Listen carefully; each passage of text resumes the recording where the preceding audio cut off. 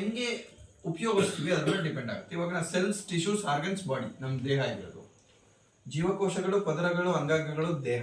So ನಾವು ಜೀವಕೋಶಗಳಿಗೆ ಬೇಕಾಗಿರೋಂಥ cellular nutrition ಕೊಡ್ತಾ ಇರೋದು, ಅಂದ್ರೆ ಪೌಷ್ಟಿಕಾಂಶ ಸತ್ವ ಇರುವಂತ ಆಹಾರನ ಬಳಸ್ತಾ ಇರೋದ್ರಿಂದ. ಸೊ ಇದೇ ಊಟ 40-50 ವರ್ಷ ಮುಂಚೆ ಹೋಲಿಸ್ಕೊಂಡ್ರೆ ಅದು ನಮ್ ನಾರ್ಮಲ್ ಊಟದಲ್ಲೇ ಸಿಗ್ತಾ ಇತ್ತು. ಅದಕ್ಕೆ ಯಾವುದೋ ಪ್ರಾಬ್ಲಮ್ಸ್ ಇರಲಿಲ್ಲ, ಅವರೆಲ್ಲ ಆರೋಗ್ಯವಾಗಿರೋದು. ಸೊ ಇವತ್ತು ಈಗ ಏನ್ ಜನರೇಷನ್ ಇದೆಯೋ ಇವರೆಲ್ಲ 100 ವರ್ಷ ಬದುಕ್ತಾರೆ ಅಂತ ಯಾರಿಗಾರ ಗ್ಯಾರಂಟಿ ಇದೆಯಾ? ಚಾನ್ಸೇ ಇಲ್ಲ. ಅದ್ರ ಬದುಕಿದವ್ರು ಯಾಕೆ ಬದುಕಿದ್ದಾರೆ? ಅವತ್ತಿನ ಫುಡ್ ಇವತ್ತಿಗೂ ಕಾಪಾಡ್ಕೊಂಡ್ಬಿಟ್ಟಿದೆ. ಯಾರು ಒಪ್ಕೊಂತೀವಿ ಇದು? ಅದ್ರ ಕ್ವಾಲಿಟಿ, ಅವತ್ತಿನ ನಂಬಿಕೆ, ಅವತ್ತು ಜನರ ಹತ್ರ ವಿಶ್ವಾಸ, ಜನರಿಗೆ ಕೊಡೋ ರೆಸ್ಪೆಕ್ಟ್, ಪ್ರತಿಯೊಂದೂ ಆಗಿತ್ತು. ಅದೇ ಗಾದೆನೇ ಇದೆಯಲ್ಲ, ತುಂಬಿದ ಕೂಡ ತುಳ್ಕಲ್ಲ, ಹಿಂಗೇನೋ ಗಾದೆ ಹೇಳ್ತಾರೆ.